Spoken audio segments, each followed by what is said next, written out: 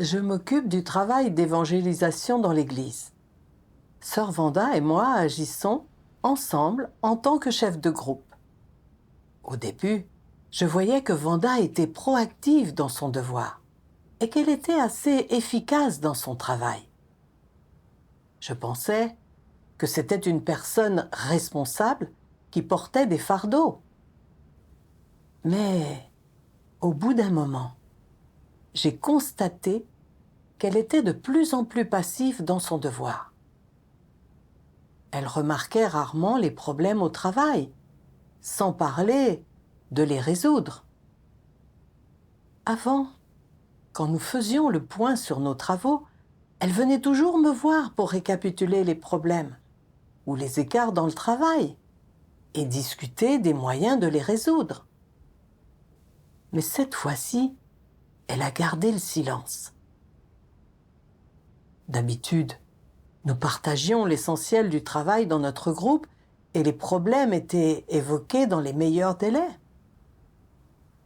Cela permettait de mieux les résoudre et de rendre le travail plus efficace. Mais maintenant, Vanda ne se dévouait plus aux problèmes du groupe. J'ai pensé, elle ne remplit pas ses devoirs de chef de groupe. Ce n'est pas acceptable. Il faut que j'échange avec elle sur ce sujet. Mais, à la réflexion, mes relations avec Vanda sont généralement assez bonnes. Si je lui dis franchement que le fardeau qu'elle porte dans son devoir est léger et qu'elle ne fait aucun travail concret, cela ne va-t-il pas l'embarrasser? Si je trouble la paix en disant ça, comment va-t-on s'entendre ensuite? Oublions ça. Mieux vaut ne pas prendre le risque. Il ne faut pas que je la contrarie. À ce moment-là, je ne cessais de me faire ce reproche. L'état de Vanda n'a-t-il pas été mauvais pendant cette période? Si ça continue, sa vie en souffrira et ça aura un impact sur son travail. Ne devrais-je pas échanger rapidement avec elle? Mais si je souligne directement qu'elle n'a pas de fardeau, ne va-t-elle pas se sentir oppressée et penser que je surveille son travail? Peut-être que je devrais juste en parler à la dirigeante pour qu'elle aide Vanda. Ainsi, je n'aurai pas besoin de l'offenser. Mais ensuite, j'ai pensé, si j'en parle à la dirigeante et que Vanda l'apprend, ne dira-t-elle pas que j'ai cancané sur elle? Non, il vaut mieux ne rien dire. J'ai longuement hésité et je n'ai tout simplement pas pu obtenir de répit. J'étais consciente que mon état était mauvais. J'ai donc prié Dieu, lui demandant de me guider dans la recherche de la vérité et la résolution de mes problèmes. Un jour, lors d'une réunion, j'ai trouvé ces paroles de Dieu. Lorsque vous voyez un problème et que vous ne faites rien pour l'éliminer, que vous n'échangez pas à ce sujet ni n'essayez de le limiter, et qu'en outre, vous ne le signalez pas à vos supérieurs, et jouez un rôle de gentil, n'est-ce pas un signe de déloyauté? Ceux qui sont gentils, sont-ils fidèles à Dieu? Pas même un peu. Une telle personne n'est pas seulement déloyale envers Dieu. Elle agit en tant que complice, serviteur et disciple de Satan. Elle est infidèle à son devoir et à sa responsabilité. Mais envers Satan, elle est tout à fait loyale. C'est là que réside le fond du problème. En ce qui concerne l'insuffisance professionnelle, il est possible d'apprendre constamment et de mettre en commun ses expériences dans l'accomplissement de son devoir.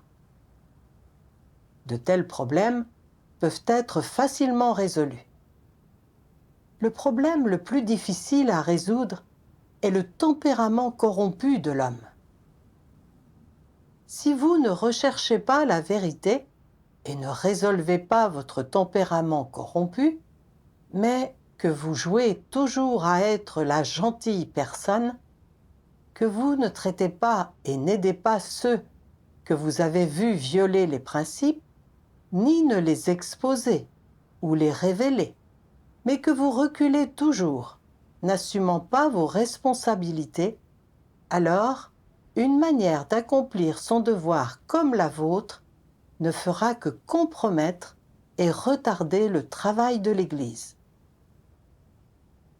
Le comportement des gens et la façon dont ils traitent les autres doivent être fondés sur les paroles de Dieu.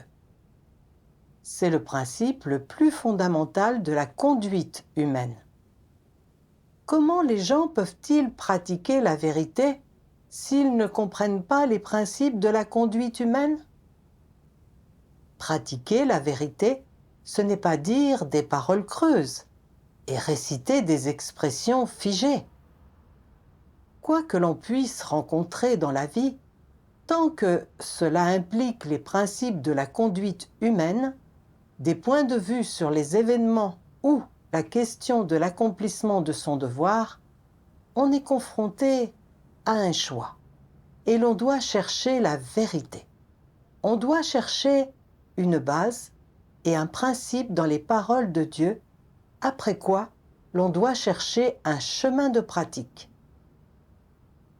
Ceux qui peuvent pratiquer de cette façon sont des gens qui poursuivent la vérité.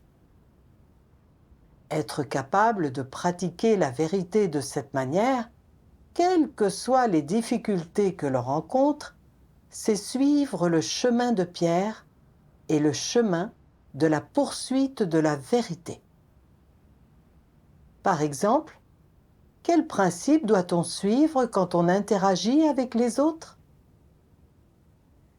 Ton point de vue initial est qu'il ne faut offenser personne, mais maintenir la paix et éviter de faire perdre la face à qui que ce soit, afin qu'à l'avenir, tout le monde puisse s'entendre. Contraint par ce point de vue, lorsque tu vois quelqu'un faire quelque chose de mal, faire une erreur, ou commettre un acte qui va à l'encontre des principes, tu préfères le tolérer plutôt que d'en parler à cette personne. Contraint par ton point de vue, tu deviens réticent à offenser qui que ce soit. Quelle que soit la personne avec qui tu t'associes, étant gêné par des pensées d'image de toi, d'émotions et de relations ou de sentiments qui se sont développés au fil de nombreuses années d'interaction, tu diras toujours des choses gentilles pour que la personne soit contente. Lorsqu'il y a des choses que tu trouves insatisfaisantes, tu es également tolérant. Tu te défoules simplement un peu en privé. Tu te livres à quelques médisances. Mais lorsque tu es face à la personne, tu ne fais pas de vagues et tu entretiens toujours une relation avec elle. Que penses-tu d'une telle conduite? N'est-ce pas celle d'un béni oui-oui? N'est-ce pas une conduite assez fuyante? C'est une violation des principes de conduite.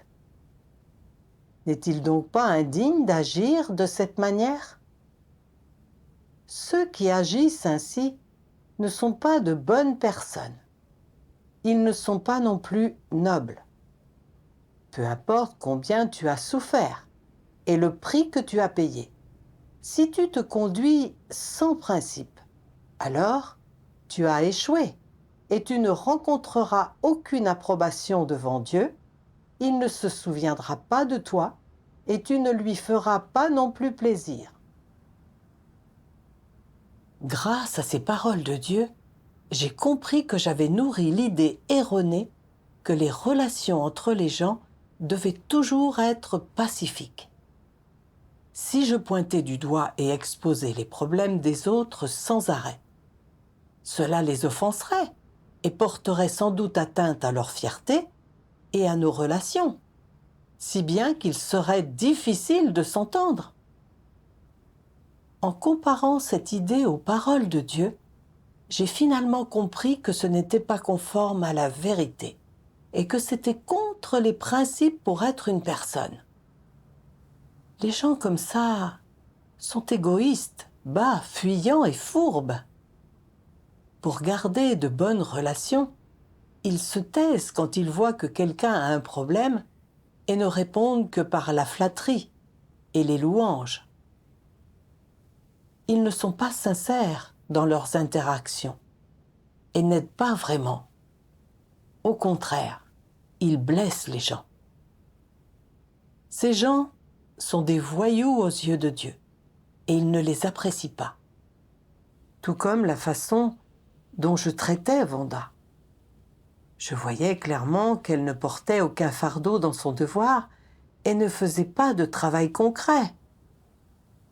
Mais je ne pratiquais pas la vérité en pointant ses problèmes du doigt. Je n'avais même pas le courage de signaler ses problèmes. Tout ce dont je me souciais, c'était de préserver ma relation avec ma sœur. Je pensais que le fait d'exposer les problèmes de quelqu'un allait l'offenser et le blesser. Bien que je me rende compte que cela affectait le travail, je n'étais tout de même pas prête à renier la chair et à pratiquer la vérité. J'étais complaisante et fourbe. J'avais découvert le problème de ma sœur, mais je ne l'exposais pas. Même si je préservais notre relation, ce n'était d'aucune utilité pour son entrée dans la vie, et cela affectait aussi le travail d'évangélisation de l'Église. En faisant cela, je nuisais vraiment aux autres et au travail de l'Église. Après ça, j'ai réfléchi à ce que devaient être les principes pour interagir avec les gens. J'ai vu que la parole de Dieu disait « Vous devez vous concentrer sur la vérité. Ainsi seulement, vous pouvez entrer dans la vie. Et ce n'est que lorsque vous êtes entré dans la vie que vous pouvez approvisionner les autres et les guider. S'il est découvert que les actions d'autres personnes ne cadrent pas avec la vérité, nous devons, avec amour, les aider à aspirer à la vérité. Si d'autres sont capables de pratiquer la vérité et qu'ils font les choses selon des principes, nous devons essayer d'apprendre d'eux et de les imiter. Voilà ce qu'est l'amour mutuel. Voici le genre d'atmosphère qui doit régner au sein de l'Église. Tout le monde doit être concentré sur la vérité et faire tout son possible pour l'atteindre. Peu importe que les gens soient âgés ou jeunes, ou qu'ils soient ou non des croyants chevronnés. Peu importe également qu'ils aient un calibre élevé ou non. Ces choses-là n'ont pas d'importance. Devant la vérité, les gens sont tous égaux. Ce dont il faut s'assurer, c'est de savoir qui parle correctement et conformément à la vérité, qui pense aux intérêts de la maison de Dieu, qui porte le plus lourd fardeau dans le travail de la maison de Dieu, qui comprend la vérité le plus clairement, qui partage un sens de la justice et qui est prêt à en payer le prix. De telles personnes doivent être soutenues et applaudies par leurs frères et sœurs. Cette atmosphère de droiture, qui provient de la quête de la vérité, doit prévaloir au sein de l'Église. Ainsi, vous obtiendrez l'œuvre du Saint-Esprit et Dieu accordera ses bénédictions et sa direction.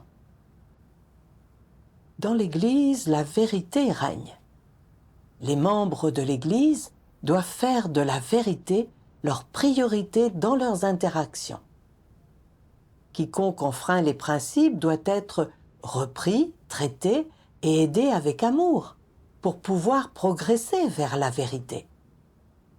Quiconque parle et agit conformément à la vérité est honnête et est capable de protéger le travail de l'Église, doit être soutenu et protégé. C'est seulement lorsque tout le monde se concentre sur la recherche et la pratique de la vérité et qu'on laisse la quête de la vérité prévaloir dans l'Église que le Saint-Esprit peut accomplir son œuvre. Quand j'ai compris ces choses, mon cœur s'est allégé et j'ai eu un chemin à pratiquer. J'ai aussi songé combien, en réalité, tout véritable croyant désire accomplir son devoir correctement et rendre à Dieu son amour. Mais personne ne peut éviter d'afficher sa corruption et un certain nombre de lacunes dans l'accomplissement de son devoir. Les frères et sœurs doivent s'entraider et se corriger à ce sujet. Quand on signale et qu'on expose les problèmes des autres, ce n'est pas pour les embarrasser, ni pour les attaquer. C'est plutôt pour les aider à prendre conscience de leurs problèmes et à remédier à leur mauvais état d'esprit. C'est ça, le véritable amour et l'expression d'un amour mutuel. C'est pour protéger le travail de l'Église. Par contre, quand on voit les problèmes des autres mais qu'on reste muet, qu'on applique la philosophie de Satan pour protéger ses intérêts personnels, on est irresponsable vis-à-vis de l'entrée dans la vie des gens et du travail de l'Église. Cette façon de vivre est trop égoïste et basse. J'ai songé à mes interactions avec Vanda. Je voyais qu'il y avait des problèmes dans son devoir, mais je ne l'aidais pas réellement. Je ne me préoccupais que de protéger mon image et ne me souciais pas de son entrée dans la vie ni du travail de l'Église. J'étais vraiment égoïste, méprisable et dépourvu d'humanité. C'est alors que je me suis fait plein de reproches, que j'ai eu envie de pratiquer les paroles de Dieu et de traiter ma sœur conformément aux principes de la vérité. Plus tard, je suis allée m'ouvrir à Vanda et échanger avec elle. Je lui ai indiqué tous les problèmes que j'avais vus, un par un. En lisant un passage des paroles de Dieu, elle a été vraiment touchée. Elle m'a dit que son état d'esprit avait été vraiment mauvais dernièrement et qu'elle n'avait même rien à dire durant les prières. J'étais choquée d'entendre cela et je m'en voulais. Si je l'avais signalé et l'avais aidée plus tôt, peut-être aurait-elle pu remédier à son mauvais état d'esprit et cela n'aurait pas eu d'impact sur son devoir. En ne pratiquant pas la vérité et en agissant avec complaisance pour préserver ma relation avec ma sœur, je voyais à quel point je lui faisais du mal. J'ai prié Dieu et j'ai décidé qu'à l'avenir, dans mes interactions avec les gens, je me concentrerai sur la pratique de la vérité. Et si je découvrais un problème, je le signalerais et j'aiderais tout de suite, au lieu d'être complaisante. À partir de là, Vanda a été plus active dans son devoir. Mais au bout d'un moment, j'ai remarqué que dans son travail, elle enfreignait souvent les principes. Même quand quelqu'un était d'une mauvaise humanité et ne se conformait pas aux principes de partage de l'Évangile, elle lui prêchait quand même l'Évangile. En vain. J'étais perdue. Vanda prêchait l'Évangile depuis si longtemps. Elle aurait dû mieux saisir chaque aspect des principes. Comment pouvait-elle faire des erreurs aussi évidentes? N'avait-elle pas encore remédié à son mauvais état d'esprit? Peut-être fallait-il que je le lui rappelle. Mais ensuite j'ai pensé, je l'ai déjà aidée. Il n'est pas nécessaire que je la corrige constamment. C'est très embarrassant. Si je suis toujours en train de la corriger, ne va-t-elle pas se dire que je suis arrogante? Que je pinaille sans arrêt sur les problèmes des autres? Ou que j'exige trop d'eux? Ce ne serait pas bon pour mon image. Je devrais juste laisser tomber. J'avais donc vu que l'état d'esprit de Vanda pendant son devoir n'était pas bon. Malgré ça, je fermais les yeux. Je ne le lui signalais pas et ne l'aidais pas. Au bout d'un certain temps, Vanda a été renvoyée parce qu'elle avait été négligente et inefficace dans ses devoirs pendant longtemps. Je me suis sentie vraiment coupable. Je voyais clairement qu'il y avait des problèmes dans le devoir de ma sœur. Mais je n'y prêtais aucune attention. Je fermais les yeux et ne faisais rien pour l'avertir ni pour l'aider. Maintenant qu'elle avait été renvoyée, n'étais-je pas aussi responsable? J'étais tourmentée et perdue. Pourquoi étais-je toujours complaisante et incapable de pratiquer la vérité? Quelle était l'origine de ce problème? Alors que j'y réfléchissais et que je cherchais, j'ai vu que la parole de Dieu disait: dans les philosophies de vie, il existe cette maxime: passer outre les défauts de bons amis engendre une longue et bonne amitié. Cela signifie que pour préserver une relation amicale, il faut garder le silence sur les problèmes de son ami, même si on les voit clairement.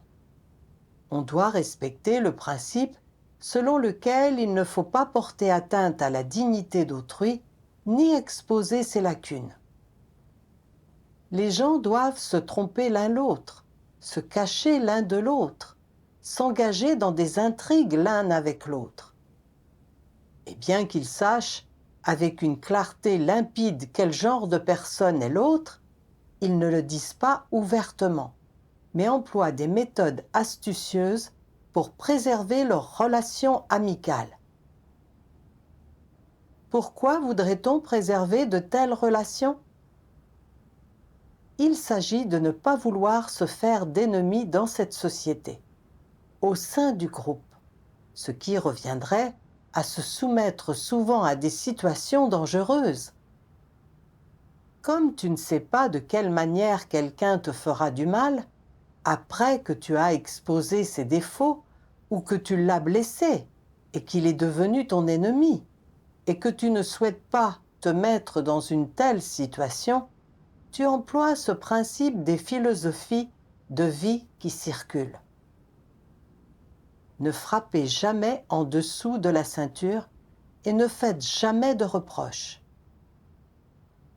À la lumière de cela, si deux personnes sont dans une telle relation, comptent-elles comme de vrais amis?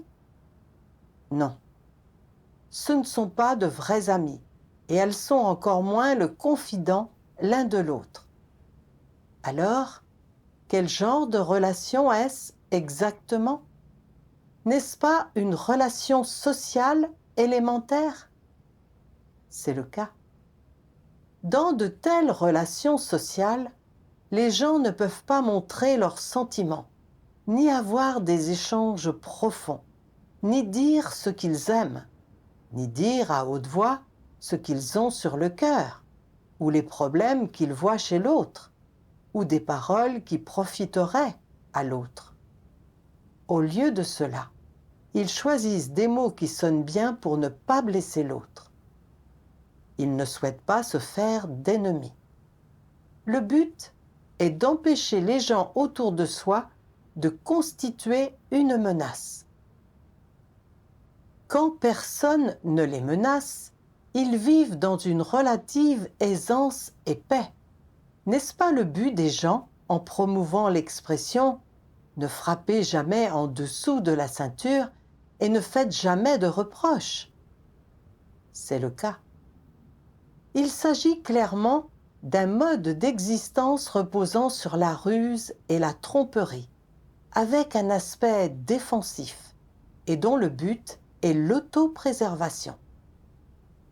Les gens qui vivent ainsi n'ont pas de confidents, pas d'amis proches à qui ils puissent dire quoi que ce soit. Ils sont sur la défensive les uns vis-à-vis des autres, calculateurs et stratégiques, chacun tirant de la relation ce dont il a besoin, n'est-ce pas? À la base, ne jamais frapper en dessous de la ceinture et ne jamais faire de reproches vise à éviter d'offenser les autres et de se faire des ennemis, à se protéger en ne faisant de mal à personne. Il s'agit d'une technique et d'une méthode qu'on adopte pour éviter d'être blessé. La nature satanique de l'homme regorge de philosophie. Parfois, toi-même, tu n'en as même pas conscience et tu ne les comprends pas. Néanmoins, chaque instant de ta vie est fondé sur ces choses-là. De plus, tu penses que ces philosophies sont tout à fait correctes et raisonnables, et pas du tout erronées. Cela suffit à montrer que les philosophies de Satan sont devenues la nature des hommes et que ceux-ci vivent en parfait accord avec elles, pensant que cette façon de vivre est bonne et sans aucun sentiment de repentance. Par conséquent, ils révèlent constamment leur nature satanique et à tous égards, ils continuent à vivre selon les philosophies de Satan. La nature de Satan est la vie de l'humanité. Elle est la nature et l'essence de l'humanité. Grâce à la révélation des paroles de Dieu, j'ai compris.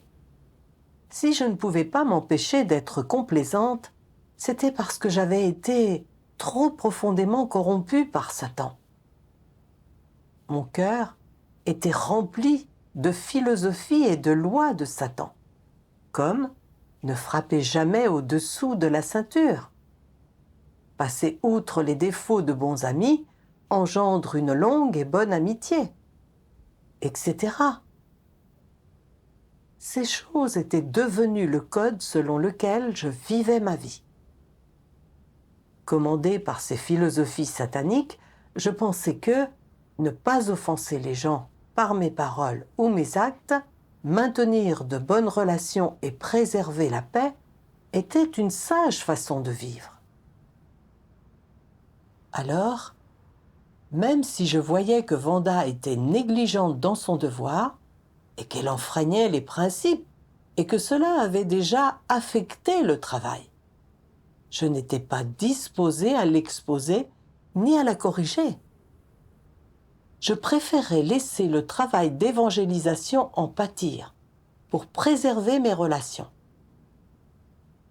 J'étais si étroitement liée par les philosophies de Satan que je ne pouvais pas pratiquer la vérité, et n'avais pas une once de conscience ni de raison.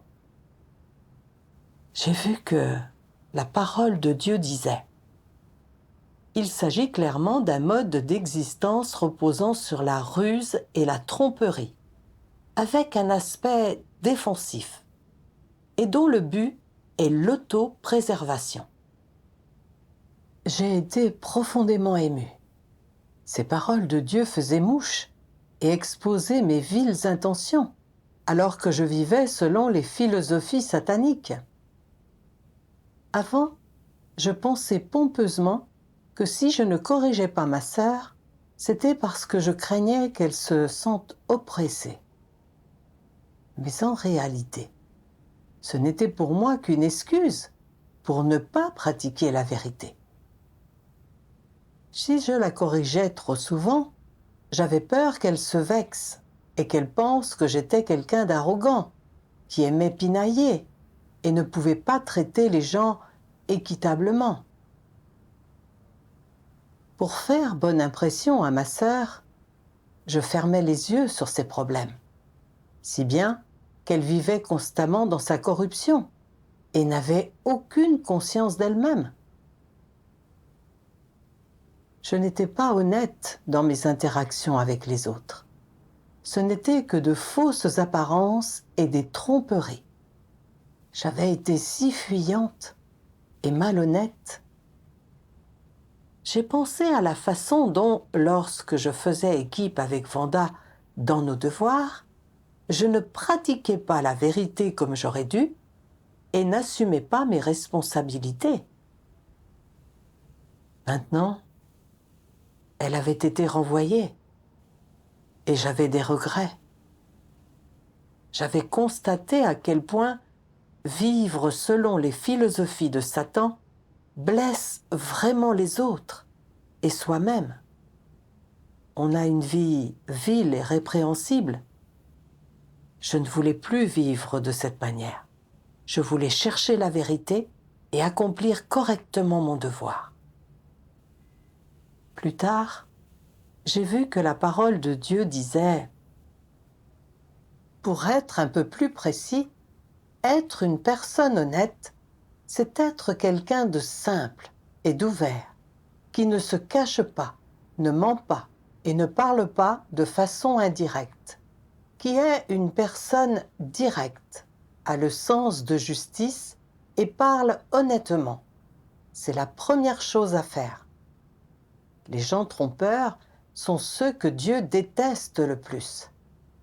Si tu souhaites rejeter l'influence de Satan et être sauvé, tu dois accepter la vérité.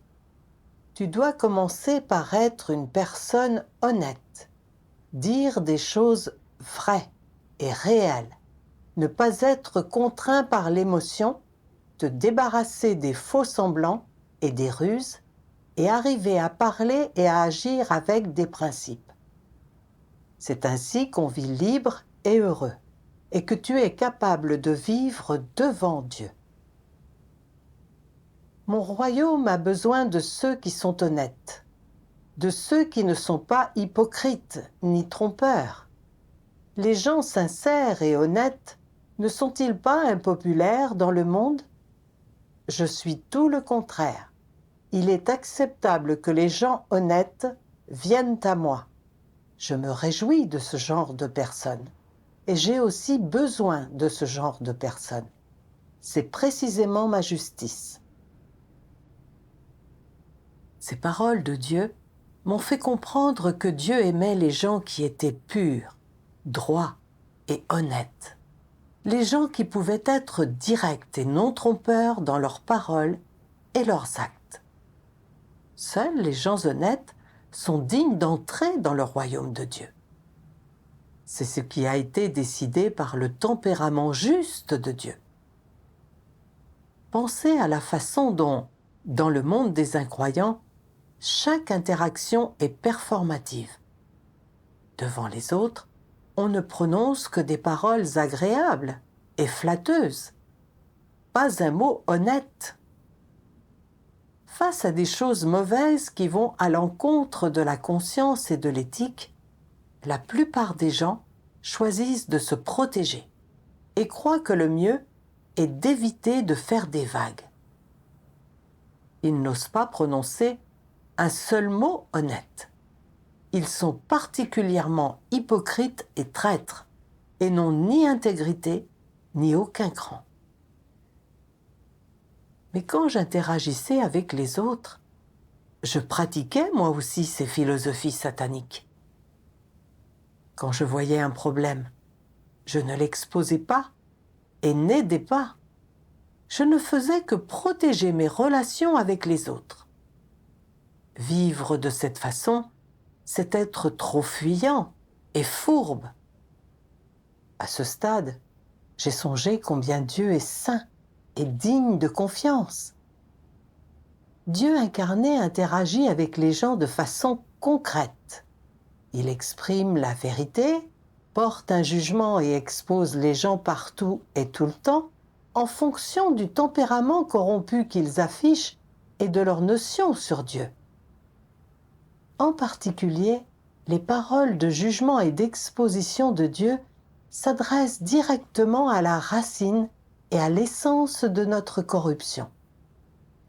Même si ces paroles sont sévères et dures, leur but est de nous pousser à mieux nous connaître, à nous repentir et à changer. Les paroles de Dieu sont fermes et sans équivoque. Elles viennent toutes du cœur. Dieu a un cœur particulièrement honnête et fiable vis-à-vis des gens. Si Dieu ne nous l'indiquait et ne l'écrivait pas clairement, s'il n'exposait pas la vérité sur la profonde corruption des humains par Satan, nous ne serions jamais conscients de nous-mêmes. Au lieu de cela, nous vivrions dans notre propre imagination, pensant que nous sommes bons. Notre tempérament corrompu ne changerait jamais, et nous n'obtiendrions jamais le salut. Dieu espère que nous pourrons reconnaître la vérité de notre corruption grâce à ses paroles de jugement et d'exposition, et que nous pourrons nous repentir devant lui, vivre selon ses paroles et chercher à être des personnes honnêtes. C'est l'amour de Dieu envers les gens. En réfléchissant à tout ça, j'ai ressenti un immense soulagement. J'ai décidé que j'étais prête à suivre les exigences de Dieu et à être une personne pure, droite et honnête. Un jour, notre dirigeante, sœur Belinda, discutait avec nous du travail. Je me suis rendu compte qu'il y avait un écart dans le travail qu'elle nous confiait et je voulais le lui signaler. Mais j'ai alors pensé, cette sœur est la dirigeante. Si je lui signale une omission ou un écart dans son devoir, n'en sera-t-elle pas gênée? Et si elle pense que j'essaie de lui mener la vie dure et qu'elle essaie de se venger plus tard? Oublions ça, je ne dois rien dire. Tout le monde fait des erreurs. C'est alors que je me suis rendu compte que ma mentalité complaisante reprenait le dessus. J'ai donc prié Dieu pour qu'il me guide dans la pratique des principes de la vérité. Après cela, j'ai lu ces paroles de Dieu. Si tu as les motivations et le point de vue d'une personne gentille, alors, dans tous les domaines, tu seras incapable de pratiquer la vérité et de respecter les principes. Et tu échoueras et tomberas toujours. Si tu ne t'éveilles pas et ne cherches jamais la vérité, alors tu es un non-croyant et tu n'obtiendras jamais la vérité et la vie. Que devrais-tu faire alors dans ces situations? Lorsqu'elles surviennent, tu dois invoquer Dieu dans la prière, implorer le salut et demander à Dieu qu'il te donne plus de foi et de force pour te permettre de vivre selon des principes, de faire ce que tu dois faire, de gérer les choses conformément aux principes, de tenir ferme, de protéger les intérêts de la maison de Dieu et d'empêcher tout mal de survenir dans le travail de la maison de Dieu. Si tu es capable de renoncer à tes intérêts personnels, à ta réputation et au point de vue d'une personne gentille, et si tu fais ce que tu dois faire avec un cœur honnête et sans partage, alors tu auras vaincu Satan et gagné cet aspect de la vérité. Si tu vis toujours selon la philosophie de Satan, que tu préserves tes relations avec les autres, que tu ne pratiques jamais la vérité et que tu n'oses pas respecter les principes, seras-tu capable de pratiquer la vérité dans d'autres domaines? Tu n'auras aucune foi, aucune force, Si tu n'es jamais capable de rechercher ni d'accepter la vérité, alors une telle foi en Dieu te permettra-t-elle d'obtenir la vérité? Non. Et si tu ne peux pas obtenir la vérité, peux-tu être sauvé? Tu ne le peux pas. Si tu vis toujours selon la philosophie de Satan, totalement dépourvu de la réalité de la vérité, alors tu ne pourras jamais être sauvé. Il devrait être clair pour toi que l'obtention de la vérité est une condition nécessaire pour le salut. Comment alors peux-tu obtenir la vérité? Si tu es capable de pratiquer la vérité, si tu peux vivre selon la vérité et que la vérité devient la base de ta vie, alors tu obtiendras la vérité et tu auras la vie. Et ainsi, tu feras partie de ceux qui seront sauvés. En lisant ces paroles de Dieu, j'ai compris que si les gens vivaient selon des philosophies sataniques et étaient toujours complaisants, ils n'obtiendraient jamais la vérité et n'atteindraient finalement jamais le salut. En même temps, j'ai compris que pour résoudre ce problème de complaisance, il fallait beaucoup prier Dieu et se fier à lui. Lui demander la force, être capable de renier la chair, renoncer à son intérêt personnel et se soucier du travail de l'Église. En pratiquant souvent de cette façon, on peut progressivement surmonter les contraintes de son tempérament corrompu. Si l'on est à jamais incapable de pratiquer la vérité et qu'on n'est pas dévoué à son devoir, on sera finalement exposé et chassé.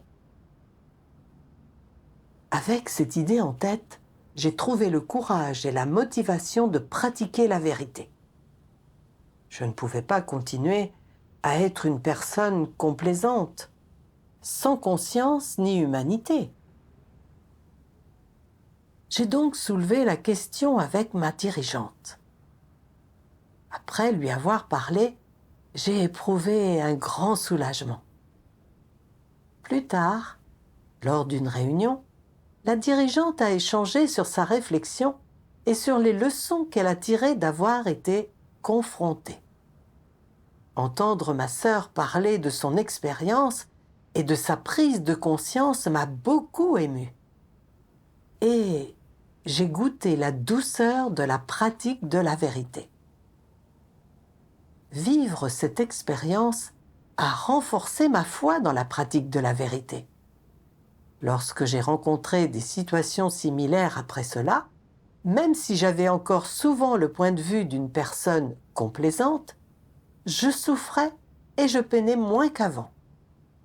Je pouvais consciemment me renier et pratiquer la vérité. En pratiquant la vérité de cette manière, mon cœur s'est senti grandement soulagé et en paix. Ce sont les paroles de Dieu qui ont produit cet effet. Dieu soit loué.